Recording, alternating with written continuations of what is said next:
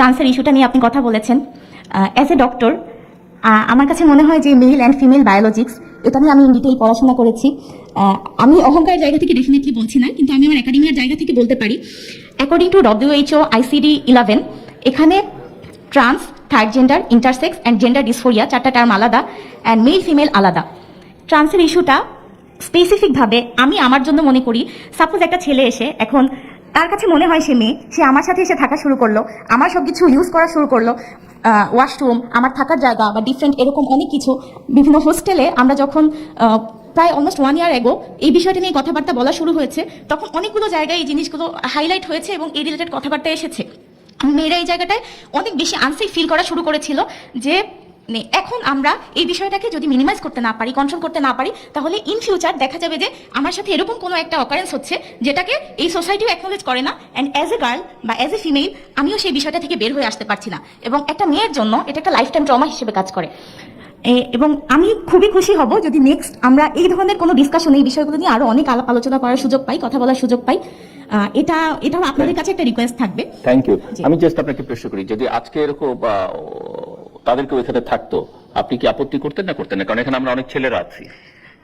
যেহেতু আজকে topic different, আমার মনে হয় আমাদের কথাবার্তা ওইদিকে যেত না, কিন্তু এই টপিকে যদি কথা হতো আমি তাদের সাথে ডিসকাশন করতাম। সেটা ছিল একেবারেই একটা পলিটিক্যাল ডিসকাশন, সেখানে তাদের একজন প্রতিনিধি ছিলেন, সেখান থেকে উঠে যাচ্ছেন।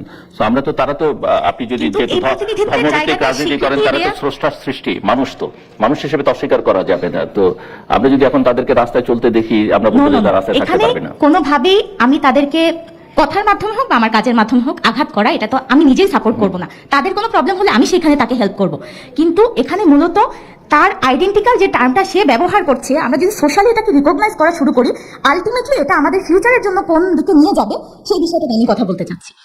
সো আমাদের সমাজে, রাষ্ট্রে পুরুষ নারীর বাইরেও কিন্তু আরো অনেক মানুষ আছেন।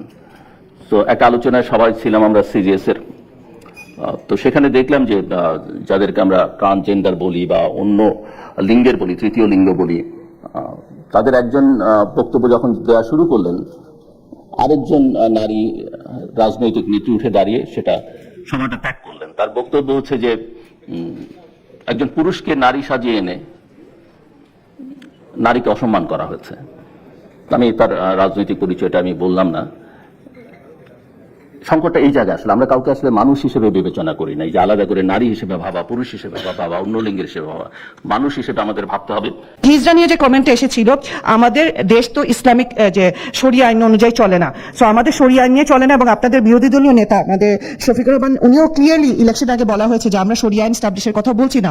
তার মানে আমার দেশের আইনে যেভাবে আমরা থার্ড জেন্ডারকে, হিজড়া সম্প্রদায়কে আমরা যদি স্বীকার করি, ফর্মের মধ্যে যদি একটা থার্ড জেন্ডারের জায়গা থাকে, তাহলে তাদের রাইটস নিয়েও কথা বলতে দিতে হবে। সো এটা কি বলে ইনক্লুসিভ ডেমোক্রেসি, ডেমোক্রেসি চর্চা আমাদের এইভাবেই করতে হবে।